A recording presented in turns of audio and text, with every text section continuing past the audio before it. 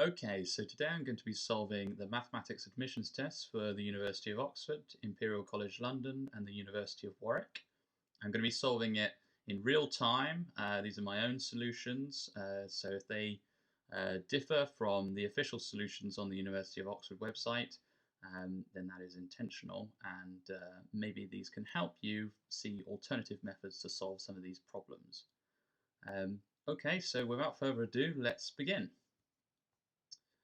Okay, first question. A square has its centre at 3, 4 and a corner at 1, 5.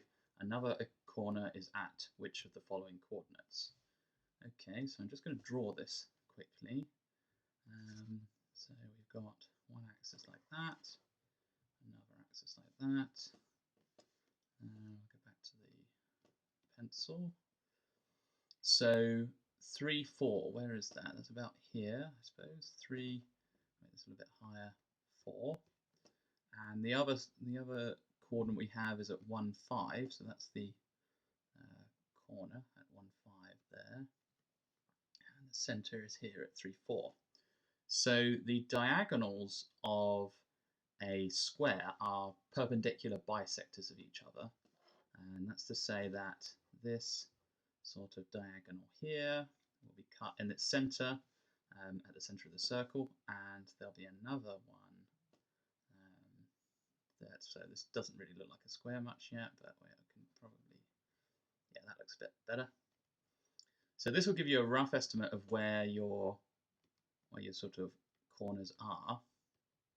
But what we can do is realize that either you can think the gradient of this line, if it's perpendicular to this line, then we have that rule that the two gradients of the line, m1, m2, are equal to -1. So that's a rule for the two gradients of perpendicular lines. Or you could think of this as a vector from the corner that goes down 1 and along 2. So actually I can use that straight away to find this other corner here. So down 1 along 2. That would be at 5, 3, I think. 5, 3. That coordinate isn't there, so we know it's not that one. But that vector that we're using to get from the corner to the centre, we'd have to use a vector that's perpendicular to that to get to the other two corners, the other two corners on the other diagonal. So this vector that we're using is 2, -1.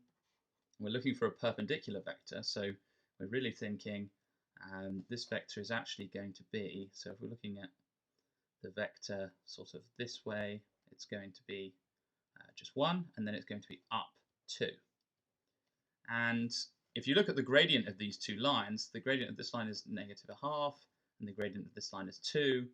So it obeys that rule that the gradient of one multiplied by the gradient of the other is -1. So if we start at the center and go down 2 and then back 1, we'll get to the coordinate 2, 2, which is D. There you are, so the answer is D.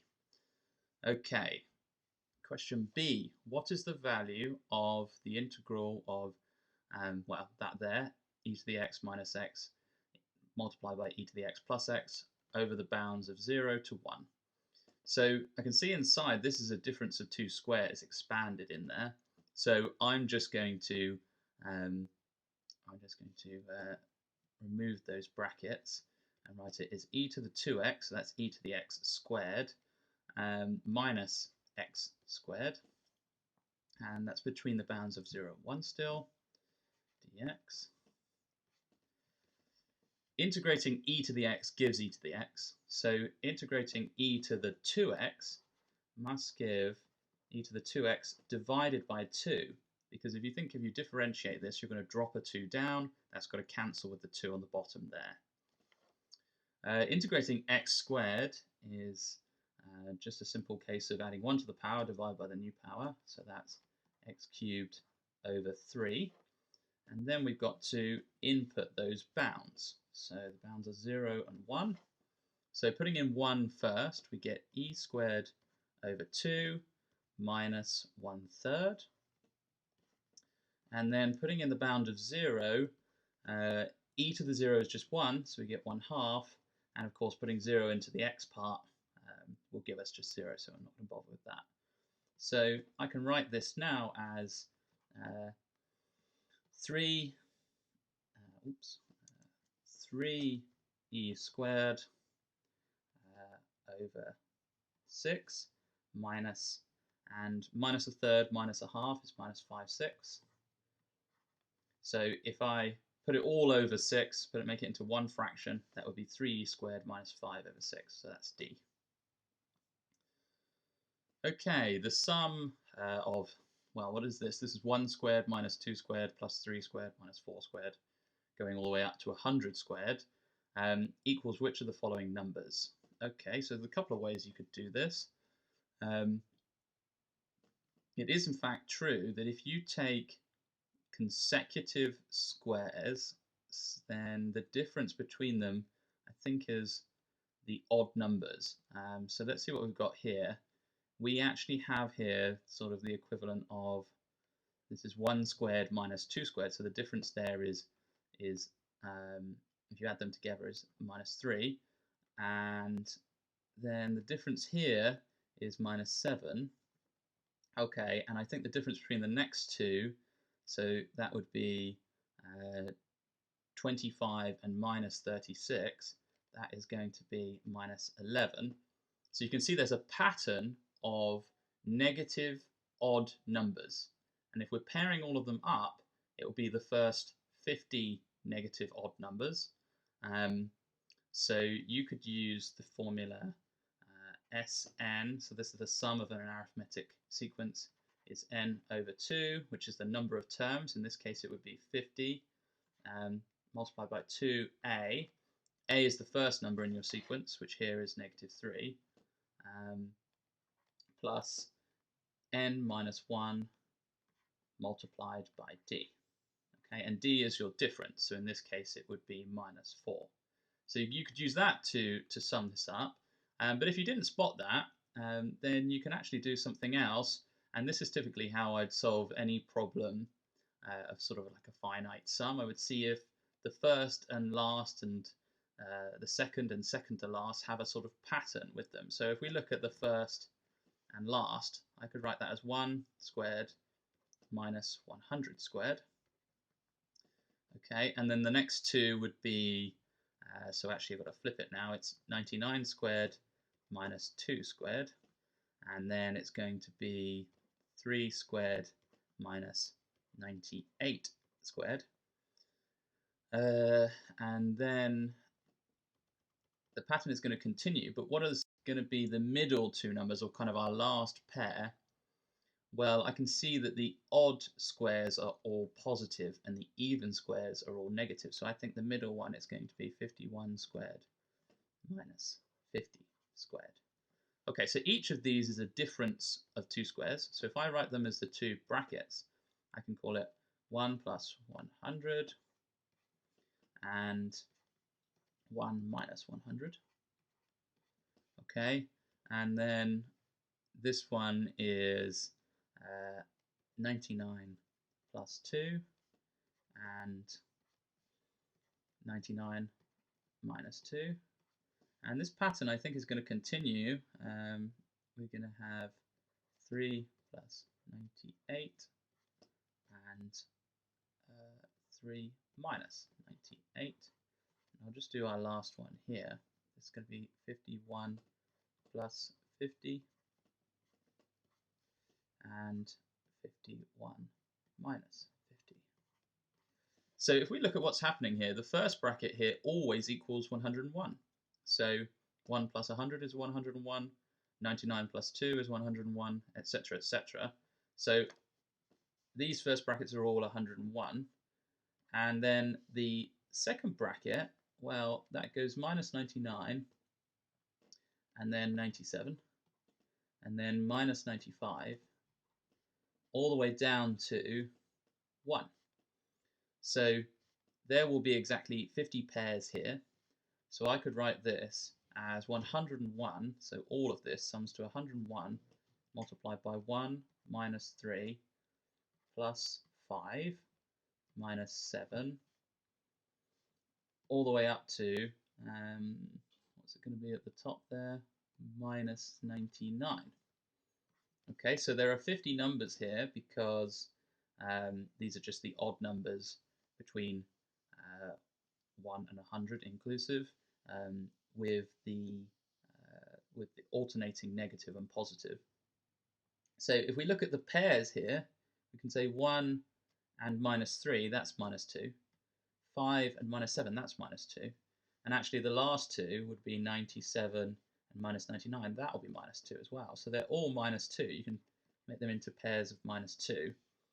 So if we do that, we could say it is 101 times 25 pairs, because there's 50 numbers here, we're pairing them up, all times minus 2. That should give 50 minus 50 times 101, which is option E.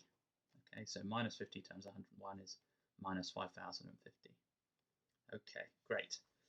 So kind of two ways of solving it there. If you didn't spot that initial kind of pattern and maybe you don't memorize this formula like I do, then of course there's always another option. Okay, if we go down, question D, the largest value of 3 cos squared x plus 2 sine x plus 1 equals. So this is a quadratic in cosines and sines. So I think the first thing to do is make it either all cosine or all sine. I think because the cosine is squared here, it'd be easier to make it all sine. So I'm just going to use s is equal to sine x because I don't want to write it out 100 times. So if I do that, I can write this as 1 minus s squared plus 2s plus 1. And I'm going to call this my function of s, function of sine x. Okay. So I can now write this as 3, I'll put the 1 here, plus 1, minus 3 sine squared plus 2 sine equals my function. So I'm going to write that as 4 minus 3, and then I'm going to put the sines in a bracket. So let's make that sine squared, and then this has to be 2/3 sine. So it has to be that if you expand this bracket, you get the same thing. And I'm going to complete the square on this sine squared plus 2/3 sine. Just to do that, well, if I do that, I can then see where this function is maximum or minimum. So let's do that. So 4 minus 3, and then I'm going to call it s. Oh, in fact, I've made a mistake there. That should not be plus, because that would mean that if I expanded this, I would get negative 2s, and I actually have positive 2s, so I've made a small error there. So I want to change this to a minus. Okay, so I'll make that minus 1/3, and I'm going to put this inside a bracket that I square. So if I squared this bracket out, I would get s squared minus 2/3 s, but I'd also get this third, this extra ninth that I don't need. Okay, so a third squared is a ninth. So I need to take that away. So I need to take away 1/9. Okay, so this is equal to my function of s still. If I sort of expand this bracket with the 3 outside now, I would get 4 plus minus 3 times minus 1/9, which is positive 1/3. And then still minus 3s minus 1/3 squared. And that's equal to my function of s. And actually, this may look a little bit more complicated, but this is a sort of simplified version for seeing where this function is maximum. So if you look here, the only s in this function now is the s inside the squared part of this bracket. And so this is the only part that can possibly change. The rest is constant. And s minus 1/3 squared is always going to be either 0 or a positive number because you're squaring something. So the minimum this can be is 0. And you want it to be minimum because there's a negative 3 outside. It means it's reducing the value of this function. So if we put in s is equal to 1/3, that would actually give the maximum value of our function f of s, and that would just be at 4 plus 1/3. Okay, and 4 plus 1/3 I think is, yes, it's 13 over 3. Okay, so continuing on. Right, a line is tangent to the parabola y equals x squared at the point a squared, where a is greater than 0. The area of the region bounded by the parabola and the tangent line and the x-axis is equal to which of the following? Okay, so let's draw some axes again. Okay, something like that, and like that. So there's my y and x axes. And then I need to draw a parabola. So this can just be my sort of y equals x, and I'm going to draw a tangent line to that. So let's say that's my tangent line there. Okay, so this is the point A then. This is the point 0. This is the y-axis, the x-axis, and let's say that point there where it touches, that's a squared. Okay, so I think the area that they're asking for, the area between the parabola, the x-axis, and the tangent line, is this area in here. But to find that area, we would need to take away this right-angled triangle here from maybe the integral. Yeah, it's going to be the integral of x squared between 0 and a. So maybe the first thing to do is to find out the area of this right-angled triangle here. To do that, we actually have the height. The height is just a squared. We need the base. We need to know how far this distance is here. Okay. To do that, we need this point here. And to find that point, we need to know what this tangent line is. So if it's tangent to the curve y equals x squared, then we can find the gradient by differentiating y equals x squared. So dy dx is 2x in this case. But if we evaluate that at x equals a, then the gradient of that line is in fact 2a. Okay, and we know some points on that line, so we can write the equation for the line sort of straight away as y minus the y coordinate, which is a squared, is equal to the gradient 2a times x minus the x coordinate, which is just a. Now I don't need to make this look nice. I can just try and find this sort of x-intercept, or where y is 0, by putting in y is 0. Okay, so if I put in y as 0, I get minus a squared. I'm going to expand this now, equals 2ax minus 2a squared. If I move the 2a squared to the other side, so adding 2a squared to both sides, I just get a squared is equal to 2ax, and then I can see that x is in fact a over 2 there. So if this is a over 2, or half of a, then the length of that base of my triangle is a over 2. So the area of this triangle, I'm running out of a little bit of room here, so I'll do it up here. The area of this triangle is in fact going to be the base times the height times a half. So that's going to be a over 2 times a squared times a half. Okay, and that all multiplies to a cubed over 4. Okay, that's looking good because there are a cubed answers there. In fact, I could probably rule out the answers that don't have an a cubed in them now. Now I need to integrate the y equals x squared line between the bounds of 0 and a. So if I do that, I'm integrating x squared between the bounds of 0 and a. We integrated x squared earlier, so that's x cubed over 3 between 0 and a. Okay, so that is in fact going to be a cubed over 3. So a cubed over 3 minus a cubed over 4, that's got to be a cubed over 12. Yeah, I think that works. So that's the answer there, C. Okay, F, part F. Which of the following expressions is equal to log to the base 10 of 10 times 9 times 8, or 10 factorial on the inside? Okay, so thinking about this, they've given us options here that have constant values, and I think the constant values are going to come from log 10 of 10 is just 1. Okay, so the constant values will come from there. log 2, okay, log to the base 10 of 2, and those 2's will come from my 8 is 2 cubed, my 2 is just 2 to the 1, and 4 is 2 squared.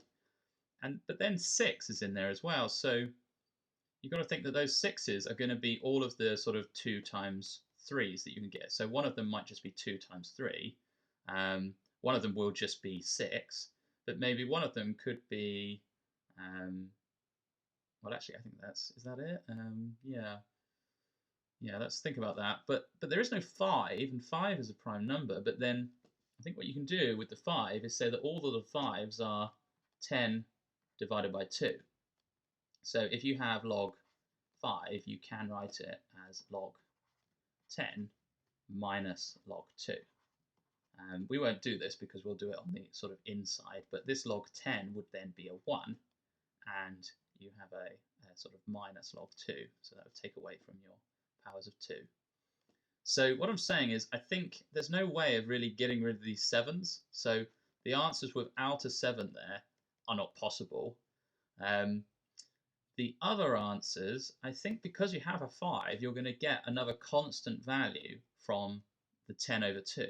Okay, so you're going to get another sort of plus 1. You get a plus 1 from the 10, you get another plus 1 from the 10 over 2. And that's why I think you can roll out B because, let's roll it out here, because it's got a 1 at the front and not a 2. So it's either of those two. So let's do this kind of formally now. I'm going to write out 10. So 10 just goes to 1.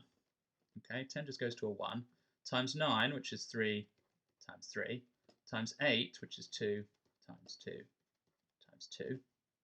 And actually here I can see a 6. So those two go to a 6. Okay, and you could actually say these two go to a 6 as well. So that and that is another 6. So there's 2 6's already. Okay, so now I have my 7, which of course we know we've got. So I'd say there you are, we've got the 7 now. So that's just a 7. Okay, times 6, that's another 6. So we've got 3 6's so far. So in fact, yeah, and then times, not plus, times 5, which I'm going to call 10. But then I'm just going to cancel this 2. So if you think about it, this is 10 over 2. You can cancel a 2 up here. And that 10 goes to another 1. So that's why we have a 2 on the outside. Times 4, which is 2 times 2. Times 3, there's another 6. Okay, that's another 6. Times 2, and then times 1 you don't need to bother with. Log of 1 is always 0, and of course if you just times by 1 on the inside here, it does nothing. So in fact what we're left with is we've got 4 6's. Okay, I count 4 6's there, but then there are only 2 2's left. There's one here and there's one here. So it is in fact option C because it has 2 log 2 and 4 6's and 1 7. Okay. All right, part G. A cubic has the equation y equals x cubed plus ax squared plus bx plus c. It has turning points at 1, 2, and 3D. For some d, what is the value of d?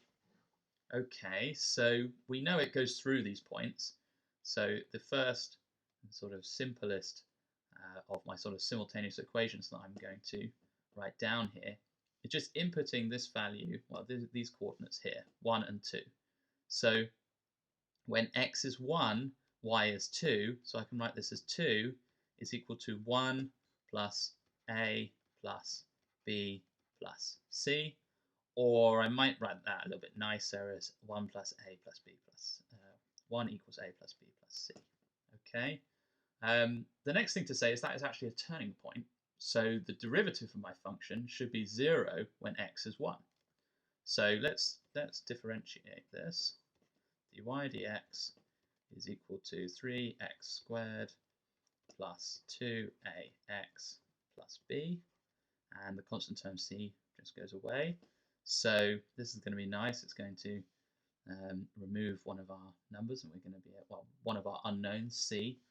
So if we put in 1 here, we know that dy dx should be 0 at 1. So we can say that 0 is equal to 3 plus 2a plus b. Okay, but it should also be 0 when x is 3. No matter what d is, we know that's a turning point, so we know the gradient is 0 there. So if we put in 3 here, we get 0 is equal to 3 cubed, which is 27, plus 6a plus b. Okay, so these two equations here, I can solve them. Let's say this is equation 2, this is equation 1. If I say equation 2 take away equation 1, that'll eliminate my b.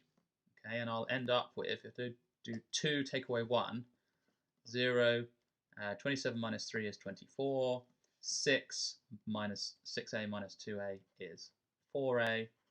So 4a is equal to minus 24, so a is equal to minus 6.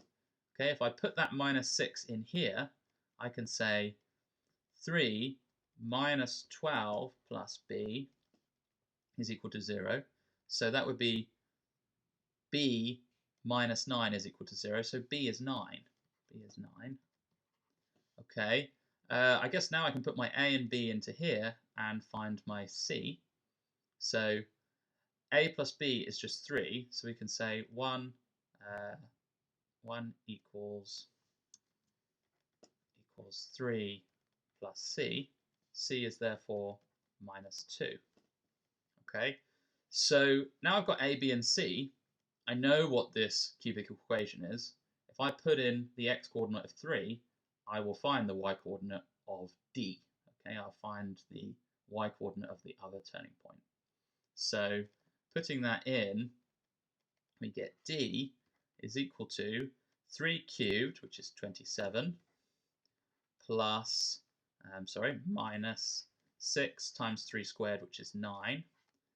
So that makes 54, plus, so minus 54, plus 9 times 3, which is another 27, minus 2.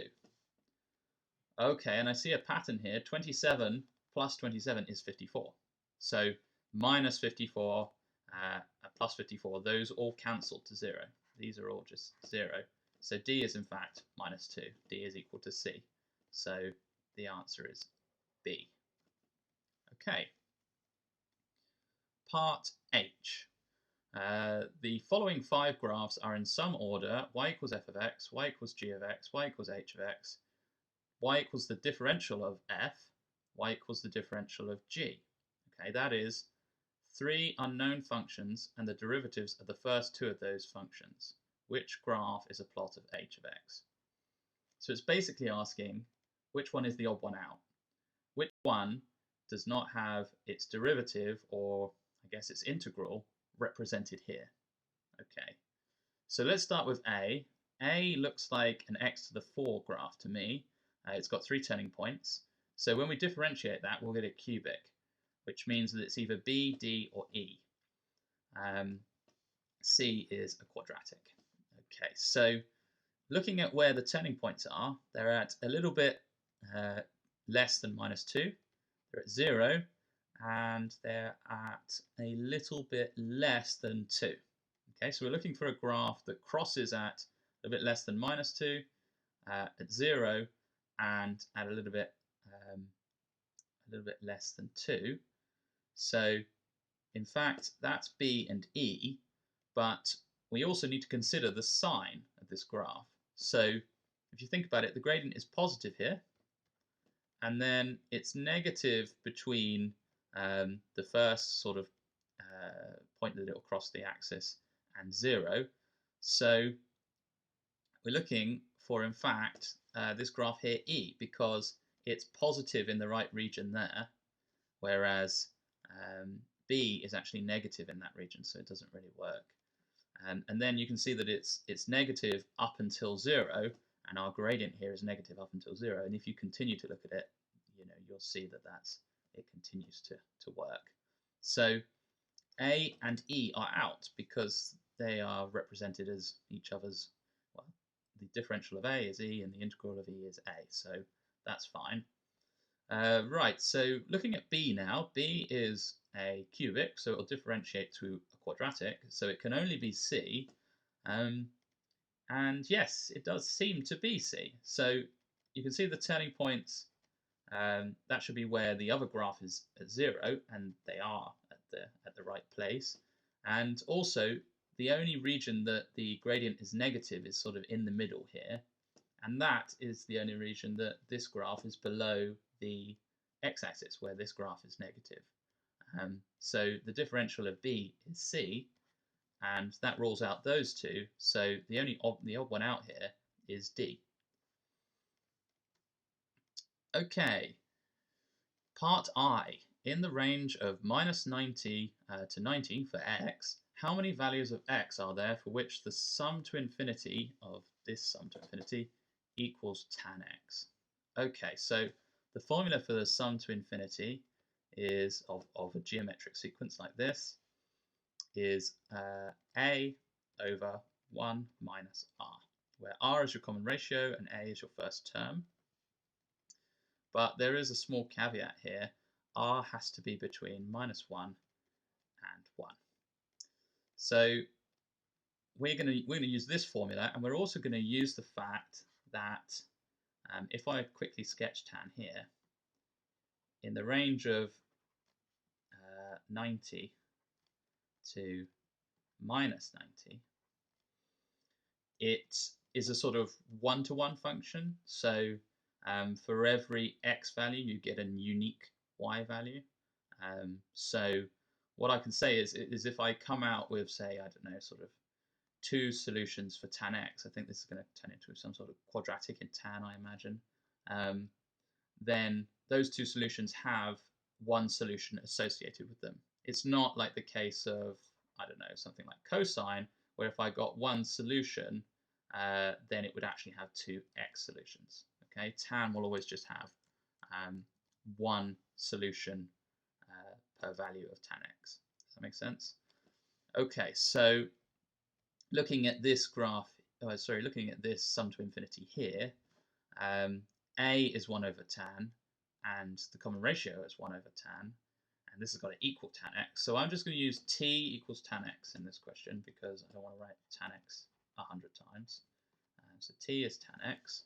So I can say that this is going to be t is equal to 1 over tan 1 minus 1 over tan. Okay, so if I multiply the bottom and top of this quotient here by tan x, then that'll simplify a little bit to 1 over tan minus 1. Okay, and then I could multiply this up to the other side and take away 1 and turn this into a quadratic.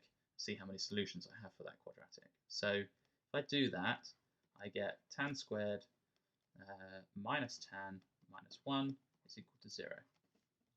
Okay, I can solve this quadratic for tan. The solutions are going to be, well, let's use the quadratic formula. I don't think this factorizes, so minus b is just 1, plus or minus the square root of b squared, which is just 1, minus 4 times 1 times minus 1, so that'd be plus 4. So it's 1 plus 4 underneath the square root, which is 5, and then it's all over 2a, which is just 2 here. So these are my 2 solutions for tan, and these 2 solutions for tan correspond to 2 x solutions. But remember the caveat we had here, that the common ratio has to be between these 2 bounds. So we know our common ratio is in fact 1 over tan. Okay, so we should probably estimate these tan solutions and see if 1 over tan is in this range for each of them. If it's not, then this series wouldn't converge, it would diverge to, go off to infinity or negative infinity or something like that. So, it doesn't really, it's not a true solution. So let's have a look at how sort of big this is going to be. I'm going to approximate root 5 as something a little bit bigger than root 4, which is 2.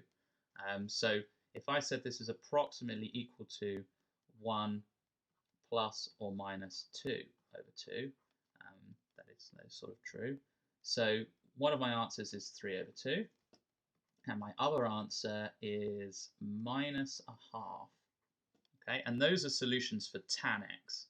So we know 1 over tan is going to be about 2 over 3 for this one.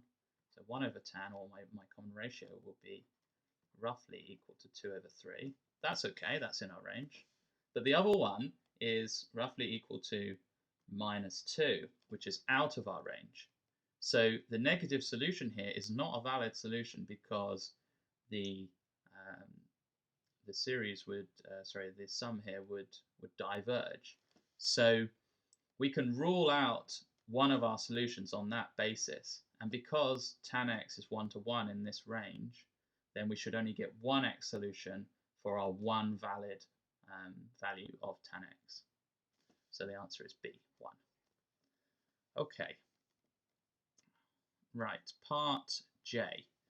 Consider a square with side length of 2 and centre at 0, 0, and a circle with radius r and centre at 0, 0.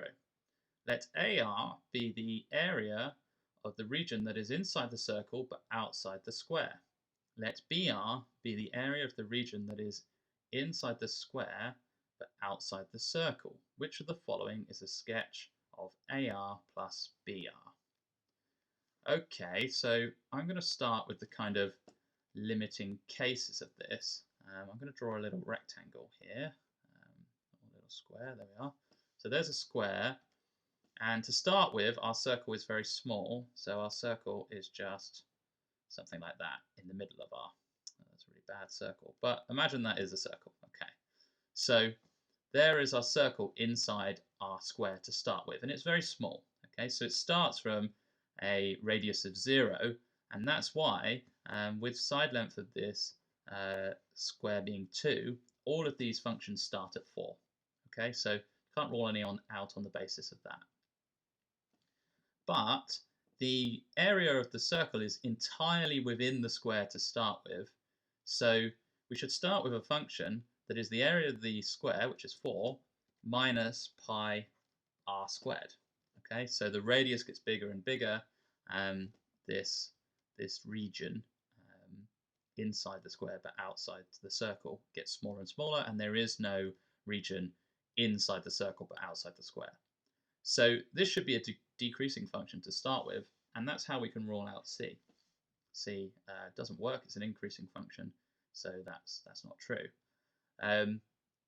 Next thing to think about is what happens at the kind of limiting case when I'm trying to draw this. So as the circle gets bigger and bigger, it's going to kind of touch the edges, and it's even going to start to kind of overlap a bit, something like this. Just give me a minute. Don't really know what I'm doing on this yet. Okay, so at 1, we're still going to have a sort of positive value. Okay, when the radius equals 1, it's going to touch all of the edges, but there's still going to be those kind of corners that the square has, but the circle doesn't have that area. So it's not going to dip down to 0 at 1, and actually I don't think it's going to dip down to 0 at all. So this is what we're next sort of concerned with. Are these realistic? I think E is probably not realistic because it's not a continuous function. But also they definitely don't work, B or E, because at no point will the sum of these two areas be 0, because that would be equivalent to saying that they're both exactly the same shape, that there is no region outside one shape but inside the other. Okay, so that's never going to happen. At this kind of case where the circle is bigger than the square, we do still have like these bits here that would sum together to give us a non-zero sort of solution. So we can rule out B and E on that basis. Now, the thing that distinguishes A and D for me is, I mean, you can either say that A is kind of, well, it looks kind of symmetric to me about this point here, about its minima, but it's also kind of, its gradient seems to decrease a little bit at the end here. Whereas D, if anything, the gradient seems to be increasing a bit. So if we draw the other limiting case, the case of a really big circle, but a very small square, then we can see why the answer is in fact D and not, oh, that's a bit big. Can I get that smaller? There we are, let's do something like that. Okay, so there's your small square inside your larger circle, and your circle has an area of pi r squared. Your square still has the same area, 2 squared, which is 4. So all of the square is inside the circle, so we're only really calculating this area that is inside the circle but not inside the square. So this is going to be sort of quadratic in R, so it's going to be an increasing function, and the gradient will increase, not decrease, because it's sort of, well, if you differentiated this, you would get a function that increases, right? You'd get 2 pi r, which is going to keep getting bigger and bigger. So the answer is D. It's not going to shallow that gradient at all.